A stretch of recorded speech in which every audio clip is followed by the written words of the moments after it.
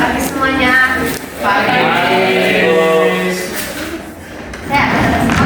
Sehat. Semua yang nggak datang ya? Siap nih. Ini tenang nih. Kurang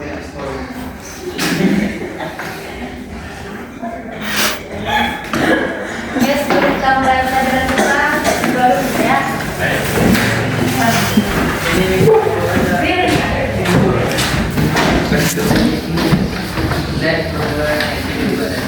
Sebelum memulai pelajaran, ada baiknya kita berdoa terlebih dahulu. Berdoa selesai.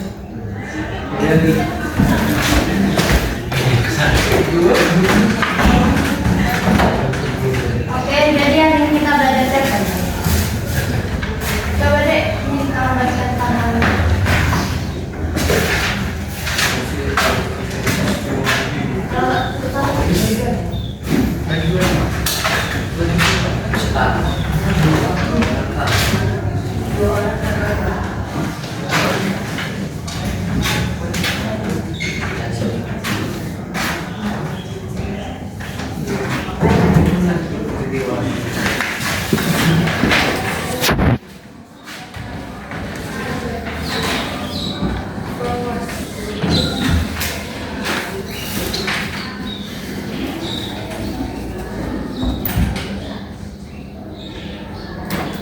Absen dulu bentar ya.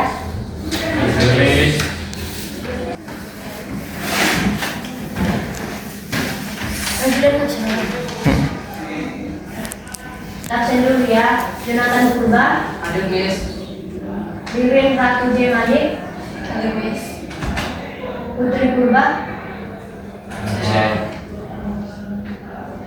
Galida Sepayung. Juni Sinaga. Ada Miss. Lukas Tobing. Ada Miss. Juni R. Komani. Absen. Marcel Amberita. Ayo. Doni Sinaga. Samuel Sitorus. Aida Agreka. Kenjo Manggung.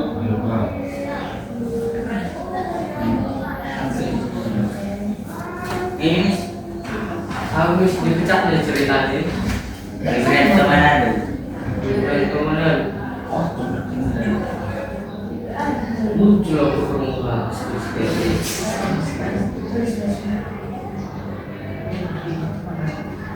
Oh,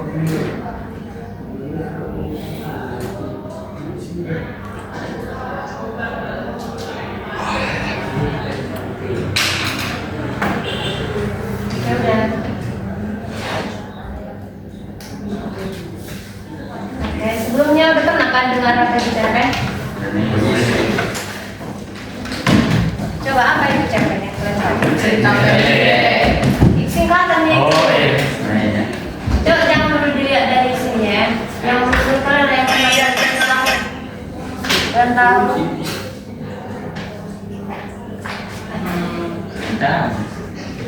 lagi dari si orang yang tengok.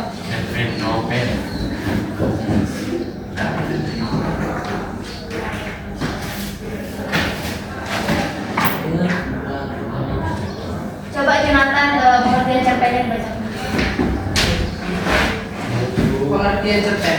Cerpen atau cerita pendek adalah karya sastra fisik yang bersifat ringkas dan padat. Cerpen berfokus pada satu konflik atau kejadian utama dengan jumlah tokoh yang terbatas. Alurnya biasanya tunggal dan memiliki kesan mendalam bagi pembacanya. Dibandingkan dengan novel, cerpen dapat dibaca dalam sekali duduk. Ya, jadi cerpen itu adalah sebuah karya fiksi yang bersifat ringkas dan padat. Cerpen ini fokus pada satu konflik, satu masalah yang akan dibahas dalam ceritanya. Juga cerpen ini dapat dibaca dalam sekali duduk. Artinya sekali duduk ini dapat dibaca sekali waktu. Contohnya itu 10 sampai 15 menit. Beda sama novel yang harus berhari-hari atau berjam-jam. Itulah bedanya novel sama cerpen ini. Yang kedua itu cerpen itu mempunyai unsur pembangun, yaitu unsur intrinsik dan unsur ekstrinsik. Unsur intrinsik yang pertama itu adalah tema.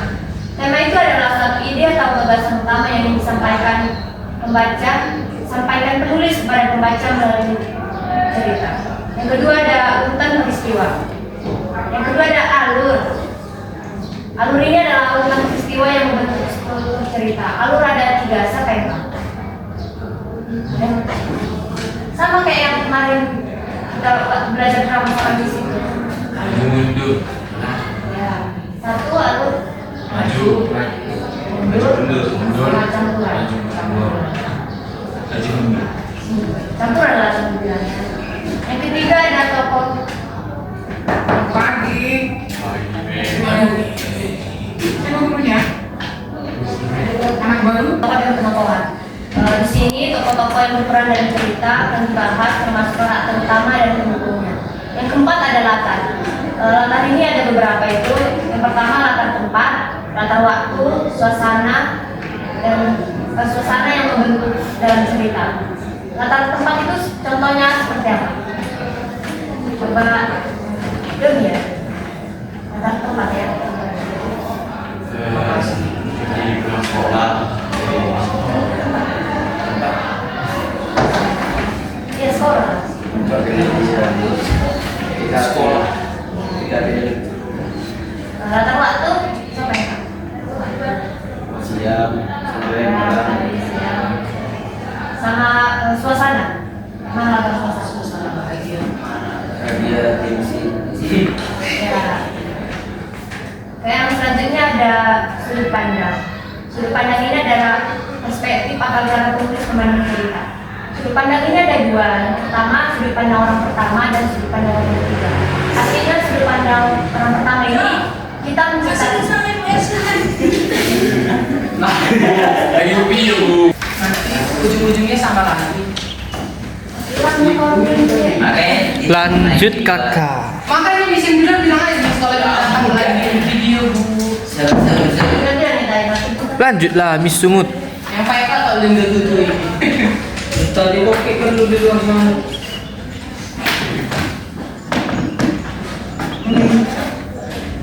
Ih.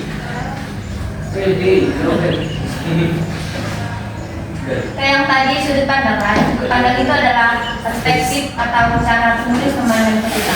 Sudut pandang itu ada 2, sudut pandang orang ketiga dan sudut pandang orang pertama.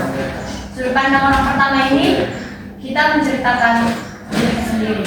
Yang sudut pandang orang ketiga kita menceritakan diri orang lain. Selanjutnya ada gaya bahasa. Gaya bahasa ini adalah cara penulis menggunakan bahasa yang menyampaikan cerita. Selanjutnya ada simbolisme atau ini adalah makna. Pesan sampai. Oh, ya. Selanjutnya unsur intrinsik cerpen.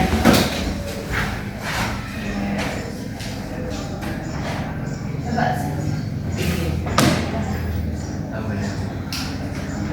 Cerpen boleh dibacakan dulu. Unsur intrinsik cerpen. Unsur intrinsik cerpen adalah elemen-elemen yang berapa luas struktur internal cerita pendek, tetapi dapat mempengaruhi makna dan interpretasi cerita. Berikut beberapa unsur intrinsik cerpen. 1. Konteks historis. Waktu dan tempat di mana cerita ditulis yang dapat mempengaruhi tema dan setinggi cerita. 2. Konteks budaya. Pengaruh budaya dan tradisi yang dapat mempengaruhi tema, karakter, dan plot cerita. 3. Pengalaman penulis. Pengalaman hidup penulis yang dapat mempengaruhi tema, karakter, dan plot cerita. 4. Nilai-nilai moral. Nilai-nilai moral yang dianut oleh penulis yang dapat mempengaruhi tema dan plot cerita. Oke. Jadi inilah unsur pembangun dalam cerpen, intrinsik dan unsur ekstrinsi. Selanjutnya ada struktur cerpen. Yang pertama itu pengenalan cerita atau orientasi. Coba siapa yang tahu apa ada isi dari orientasi?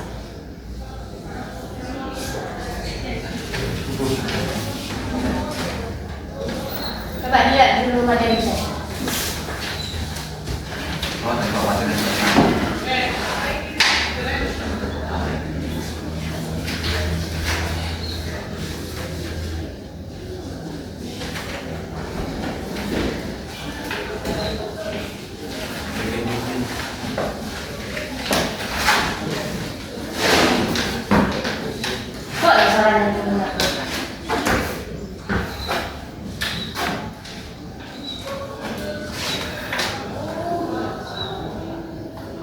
Jadi nilai yang pertama contohnya itu pengenalan cerita atau orientasi.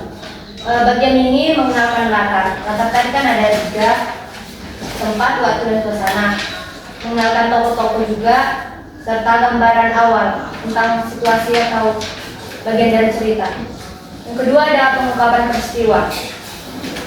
Di bagian ini penulis memaparkan berbagai peristiwa yang memicu munculnya konflik, perkenalan antar tokoh, masalah atau kejadian-kejadian mulai muncul. Yang ketiga menuju konflik atau komplikasi. Ketegangan dalam cerita ini mulai meningkat. Berbagai rintangan, masalah atau pertentangan antar tokoh semakin jelas dan intens. Selanjutnya ada klimaks.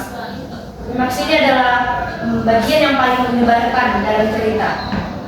Di sini masalah udah mulai memuncak, emosi para tokoh, dan diceritakan di sini segala bagian nasib dan arah cerita yang ditentukan oleh tokoh. Yang terakhir ada resolusi atau koda. Di sini konflik mulai mereda dan menemukan solusinya. Di sini penulis menemukan kejelasan mengenai nasib-nasib tokoh setelah puncak konflik. Dan penyelesaian ini berupa akhir yang bahagia, seperti happy ending.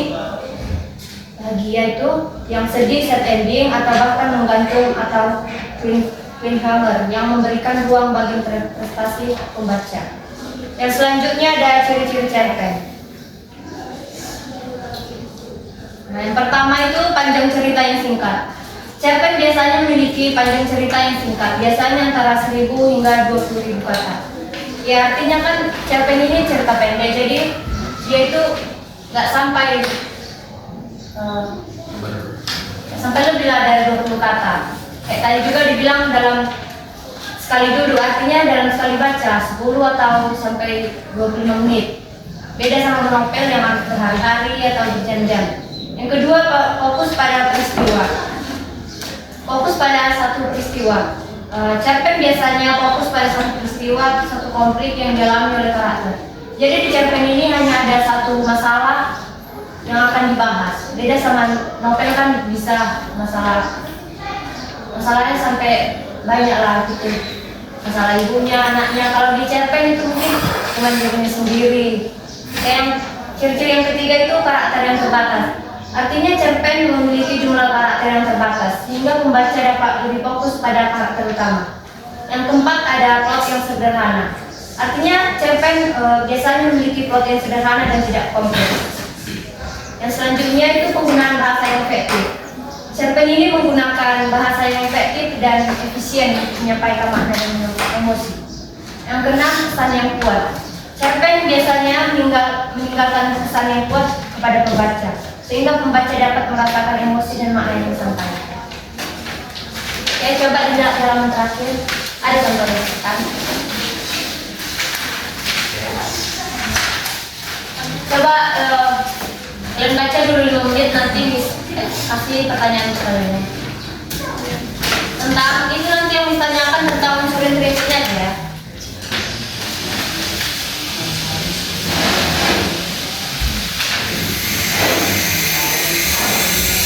Nama dia deh.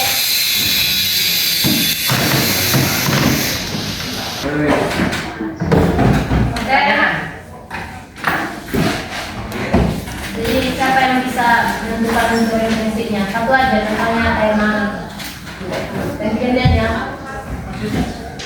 Tanya Jonathan bisa menentukan unsurin prinsip yang mana? Temanya atau mana? Latarnya? Tema. Apalah tema dari contoh itu?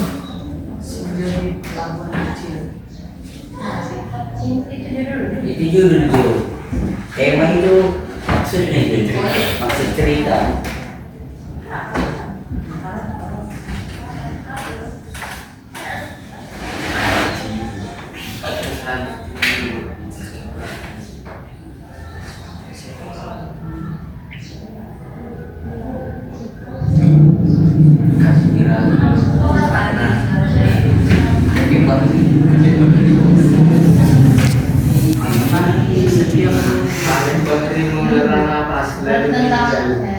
Kesetiaan. Ya, kesetiaan.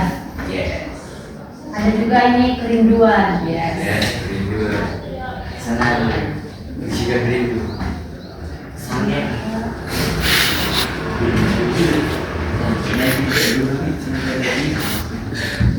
Ada manis. Harapannya masih harapan.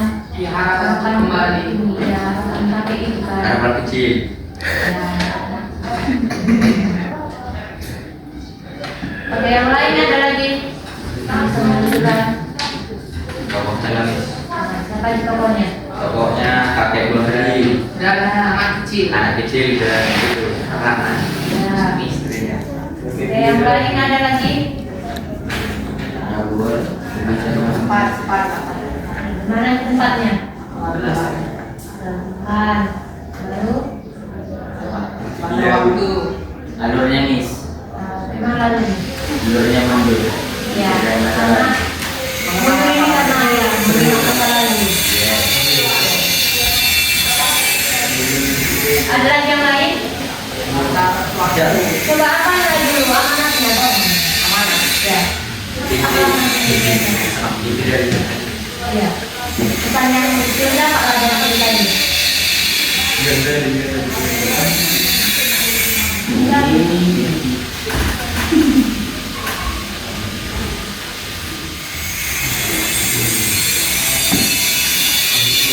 Yang kayak tema tadi ya, saya kesediaan ya. Kerinduan apa? Pesan yang bisa dibuat sama itu. Tetap kesetiaan. Dia buat masih ya. Satu setia orang kita tahu dari Iya, ya.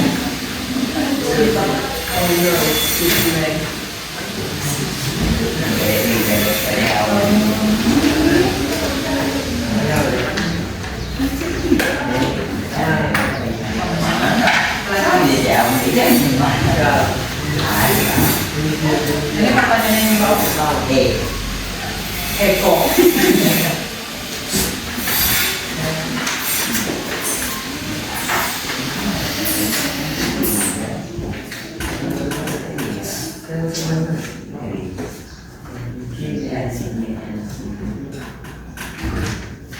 Jadi kan dari tadi penjelasan kita udah ngerti lah mereka. Miss, Jadi ini pertanyaan ini ada 5 pertanyaan yang paling bawah. dia ada Miss. Ini tangan siapa yang tahu ya? Udah paham yang kalian kan? Atau kurang? Coba yang pertama, apa yang dikenalkan pada bagian awal cerpen? Apa yang bisa?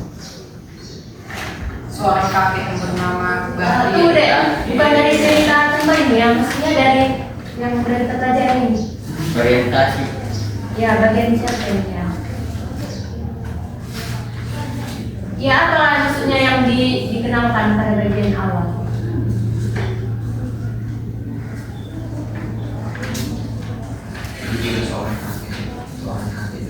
Ini foto.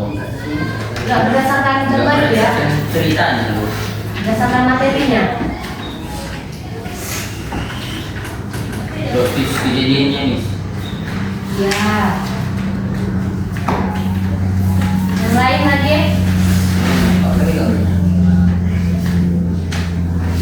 Kan ada di sini yang ciri-ciri itu loh. Yang ini yang cukup cerpen. Perhatikan kan itu awal cerpen. Oh, situasi dalam cerita Miss. Ya, tokoh-tokohnya. Ya, suasananya, Ya, latarnya, orangnya. temanya, Yang pertanyaan kedua, pengungkapan peristiwa dalam cerita biasanya berupa apa?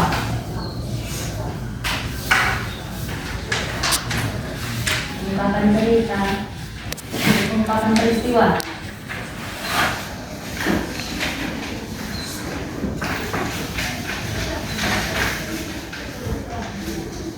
apa Miss? Pengungkapan peristiwa itu biasanya berupa apa?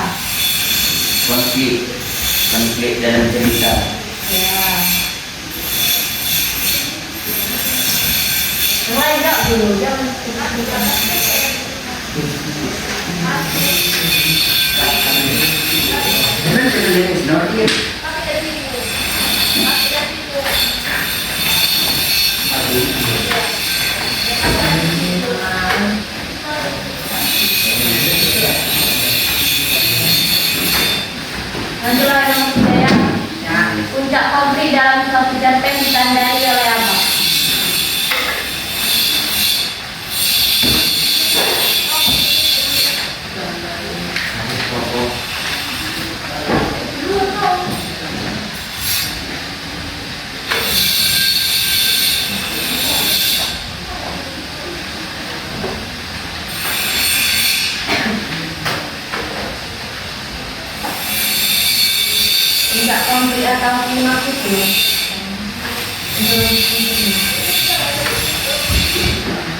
Mohon para Tuhan yang meminta dan kemudian penting dalam cerita. Ya.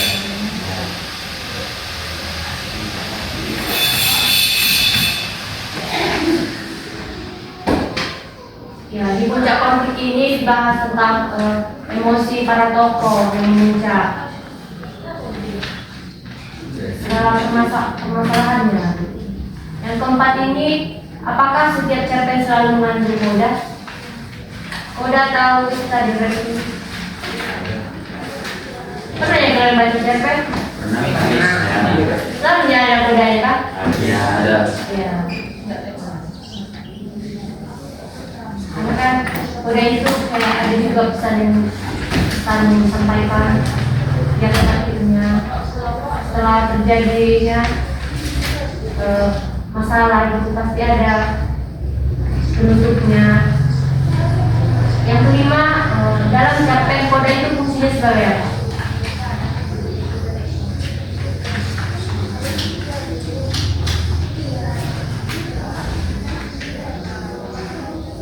Solusi dalam masalah. Nah, ya benar. Yang lain, coba Jonathan. Koda. Kau beri gambaran.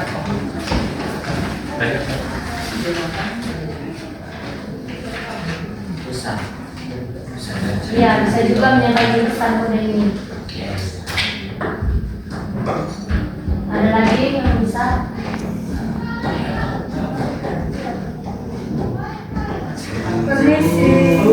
Garis. Lanjut aja.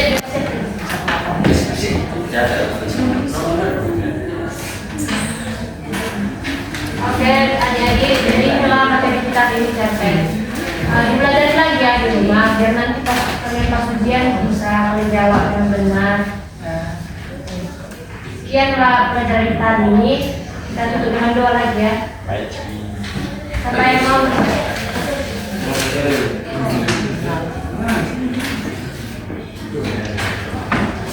Jonathan dulu.